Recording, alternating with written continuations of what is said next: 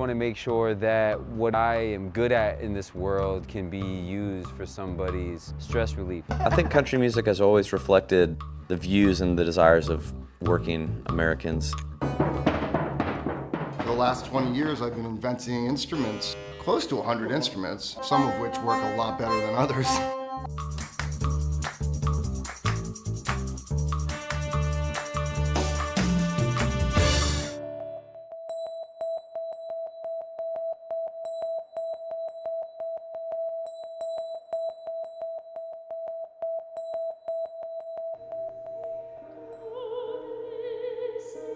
My mother would play Schubert's Lieder for me when I was running around the garden to quiet me down. But she played in a very soft volume, so I would say, please turn up the volume for me, I couldn't hear Schubert singing. And she just said, well, honey, you just need to be very quiet and sit down, and you can listen and hear Schubert singing. So that was a very beautiful moment of me spending with my parents and my siblings in hot summer nights in Taiwan.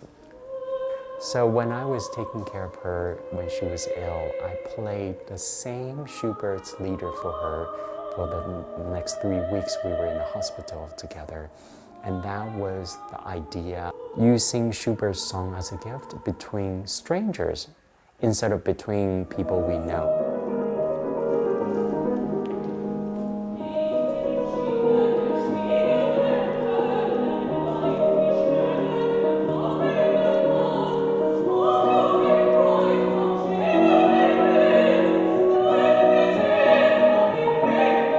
When Sonnet Blossom is on, the singer would be wearing a costume which is made by these 2 pieces of obi. So the singer walks very stately and slowly through the gallery to make his or her encounter. But when she selected the person, she might say, may I give you a gift of song? And then invite this person back to the chair, turn around and just sing one of the 5 Schubert Lied that she chooses.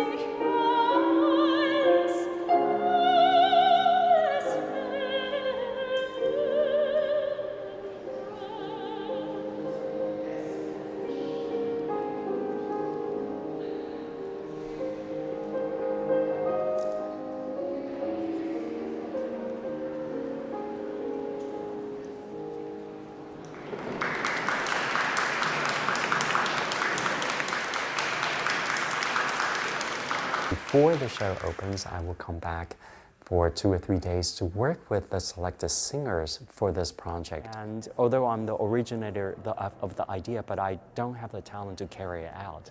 So you're all the demigods who helped me to, to bring gift from Schubert to this world. It's really quite amazing. I mean, in a way, Schubert is collaborating with us. This idea that we are this living, breathing piece of art. Exactly. Artwork.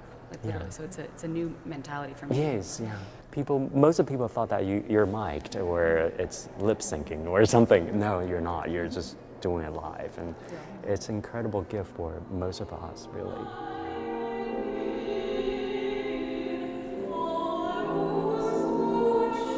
It is my task to help them get ready for this work because it's unusual. So I would say to them, the first time you do Sonnet Blossom, it's the most difficult. It gets easier and easier, so do not give up. And you will see how you yourself becomes a part of the work. So the tension lies between the singer and the receiver. Please come with me. Thank you. I was just invited to hear the song by this beautiful opera singer.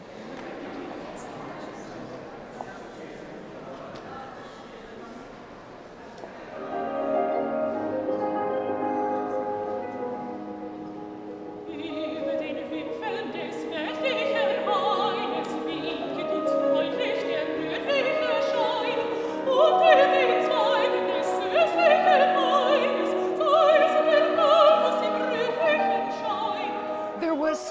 attention in the way she looked at me and then my responses to her, but what she had coming, you could see by her face, what she was going to bring to the table, and it was gorgeous. Which I really appreciate. Thank you for allowing me to share that with you. Originally, I thought the singer is giving a gift to the receiver.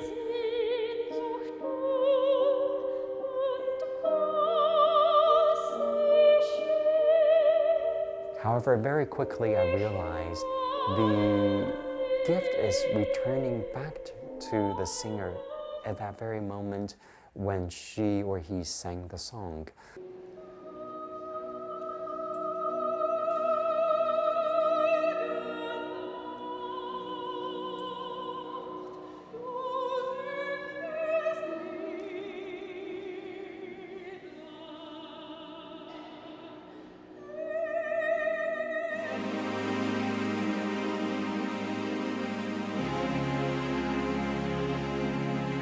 Keep on grooving. Oh, yeah. For the ones don't know what it's like now, she won't blow. Don't stop, don't tell shit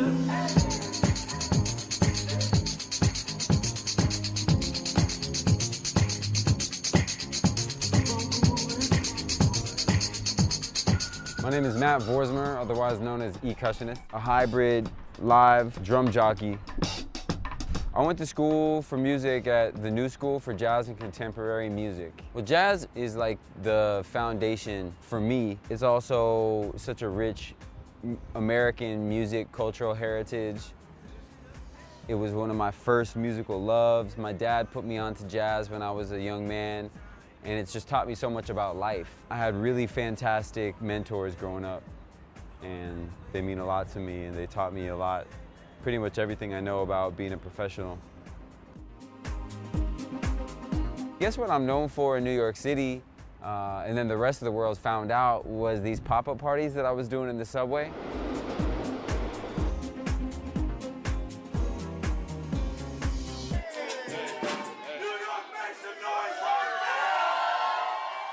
Pop-up party is a judgment-free place where people can get together under one roof and just rock together, you know?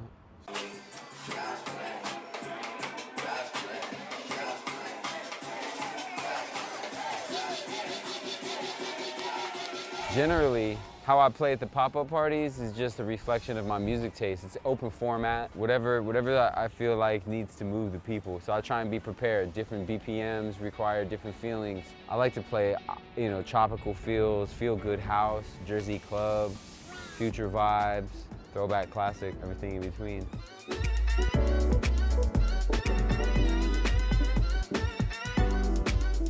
Music therapy is kind of something that I do at my pop-up parties, but I don't consider myself a music therapist outside of somebody who he himself is trying to seek therapy for, you know, his struggles and his stresses.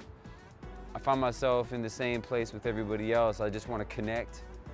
I just want to make sure that what it is that I am good at in this world can be used for somebody's stress relief.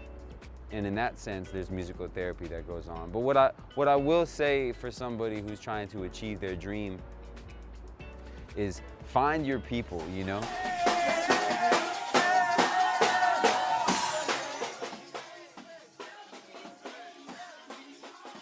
This class has changed me. I can say it changed my life.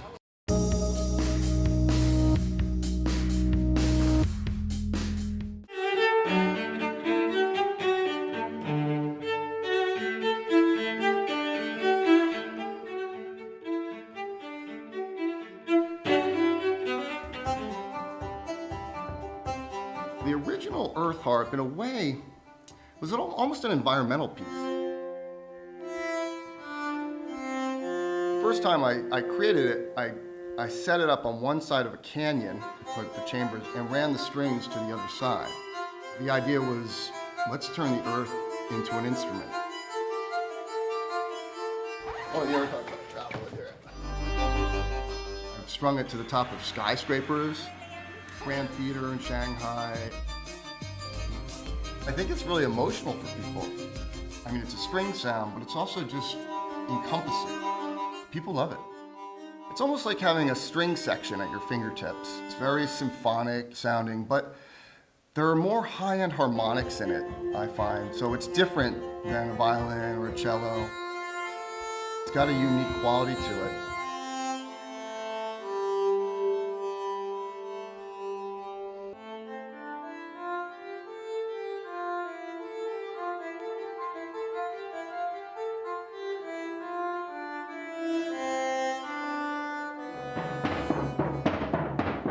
The last 20 years I've been inventing instruments and have invented close to 100 instruments, some of which work a lot better than others. The reason it's sort of the first of its kind is because the technology had to exist in order to make strings that are literally hundreds of feet long. This uses what's called a longitudinal vibration, or a compression wave is another version of it. Basically, if you can imagine a slinky, a very long one, and you were to push that slinky out and then pull it back, you'd see a wave that would go through the slinky. And that's what's happening with these strings. I'm activating the molecules of the material. It's different from a pluck string or a bowed string. It's kind of like running your finger on the edge of a wine glass. Here in the studio, the strings are going from the bridge behind me, and they're traveling out and opening in the architecture and up to the side of a mountain. The rain has actually helped it. It oxidizes the strings slightly, and that mellows the tone. And so it actually makes it a little richer sounding. And these strings have been in place. Some of them have been in place now for 7 years.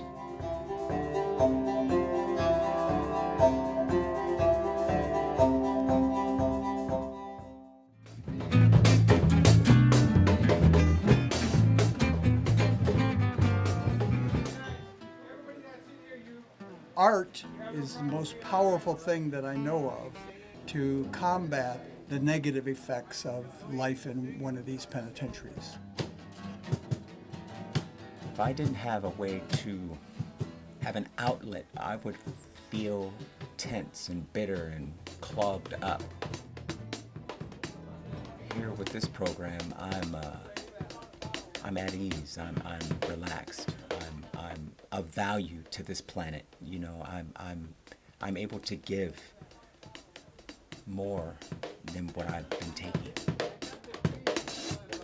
It opens your mind, opens your heart, and I think this class should be mandatory for everyone to take. And it changes everything, it changes the way you think. I've been a lot happier. This class has changed me. I can say it changed my life. Not only the tragedies that one had in life, but also the accomplishments. For me, they have to be expressed through music. In the 1970s, I served a prison term. And while I was in prison, it became clear to me that music was crucial in not only surviving, but in learning how to thrive. It builds your soul up big time. When I'm inside this class and I'm contributing with my fellow inmates, I feel free, to be honest with you. And I find it very intriguing how we were able to come together. You know, a lot of us don't know each other, we don't hang around, but when we come in this class, it just feels like we're a unit, we're a team. There's guys that I wouldn't even talk to on the yard, but I come in here and we make incredible music, and you build relationships. We can talk about anybody and anything, but we cannot use racist humor or sexist humor. We have to treat each other with dignity and respect. Working with different people, different races, and different backgrounds, it's amazing. It changes you, it changes your thought process. People would probably think that the diversity would separate. And unfortunately, in the prison system here in California, it does do that. We're intended to be separate. You have your different cultures and stuff, or different cliques. However, when we all come in here, it's the diversity turns into unity. It just works. For some reason, we come in here and we'll argue for about an hour about a song, and then it seems like at the last moment we just pull together, and it comes out pretty good. It's just a camaraderie. All prison politics stay out on the yard, and in our workshop it's a safe space, and the men appreciate that. They have a chance to be human beings, to be just regular guys. And guys that love doing music together. That's the click for me. That's what I get down with.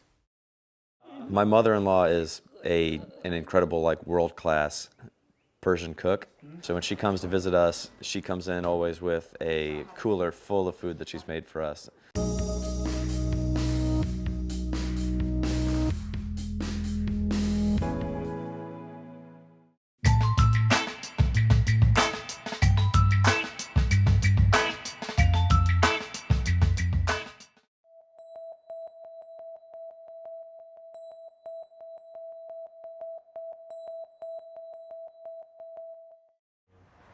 There's a southern accent where I come from.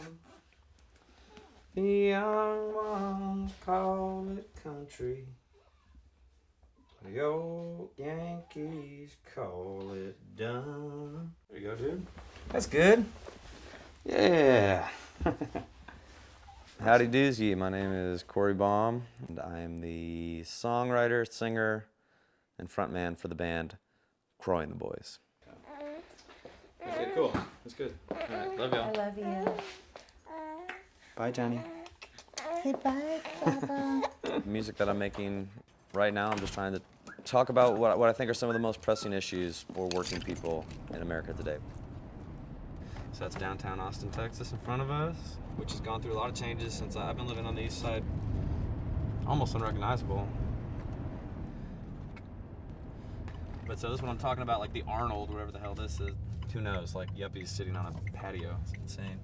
And it goes all the way down. Basically, it's like, this was all low buildings, and now it's like condos up and down the street on all sides. This is Hotel Vegas right here. You see the sign blinking. Okay, we're gonna do kind of a thinking song now, so put your little thinking caps on. But this song has some big words in it. It was hard for me to even fit them in a damn country song, so I just spelled them out instead. So we're gonna spell out the words gentrification, cultural elitism, hegemony, and coded racism. 1, 2, 3.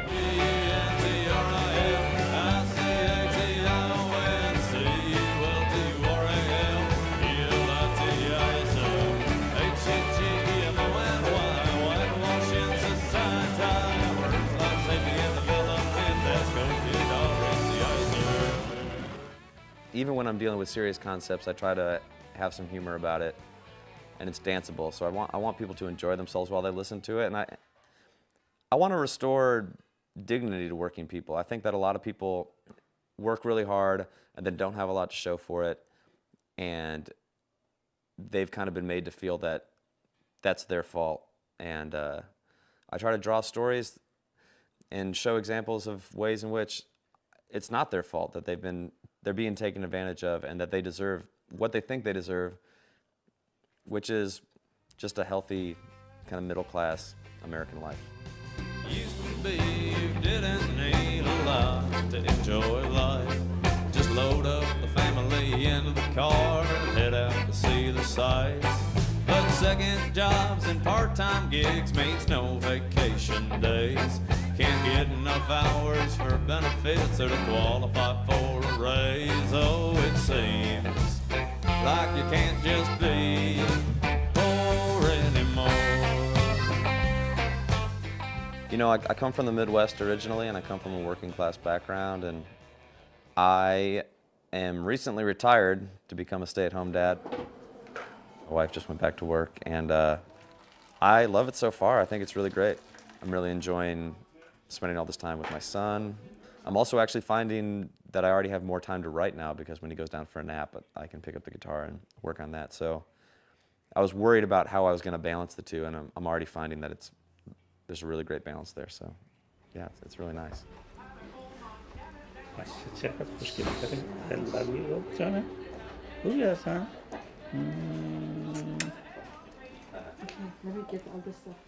Mom and Dad are here taking care of Johnny. It's one of my first nights out since I had the baby. Tonight I'm here to see Corey and the boys play. I'm going to send this song out to my wife, but I just want to go home with you. And now I sing it every night to my wife. Being married to Corey, of Corey and the Boys, Bad Boy Corey, is incredible. I love what he writes about. Since the first night we met, we bonded over music. And so it's like been a big part of both of our lives before we met, and it continues to be a big part of our lives. So I love being married to a musician. My wife is an Iranian American. She's a first-generation American. Her parents moved to America in the early to mid-70s, and then she was born here. I didn't know much about Persian culture or Iranian people before we got together, and it has been an absolute pleasure getting to experience the wealth of Persian culture. Look at him, he's laughing all the time.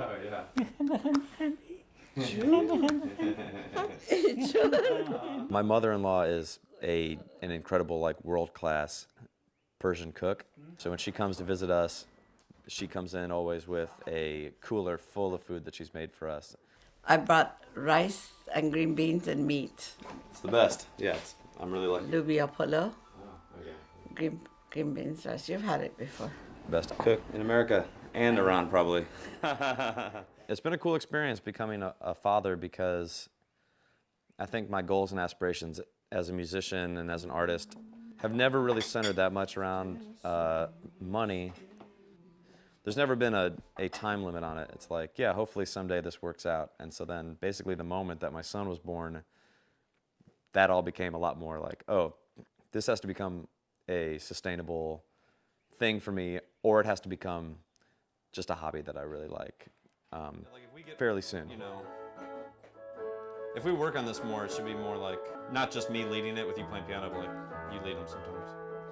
We got nominated for Best Country Band in Austin this year, so it's like local. I feel like I had an idea of like what to do locally, and I feel like I've accomplished those things. But I don't know how to like take it. You need to get discovered.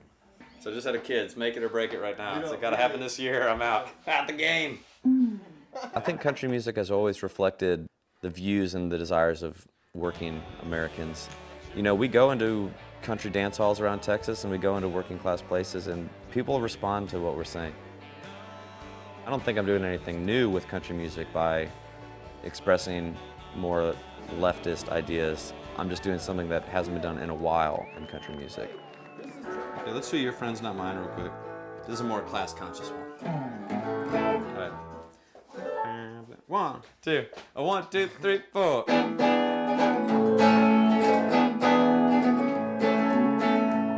$900,000 home with a bigger one in mind. That's your friends, not mine.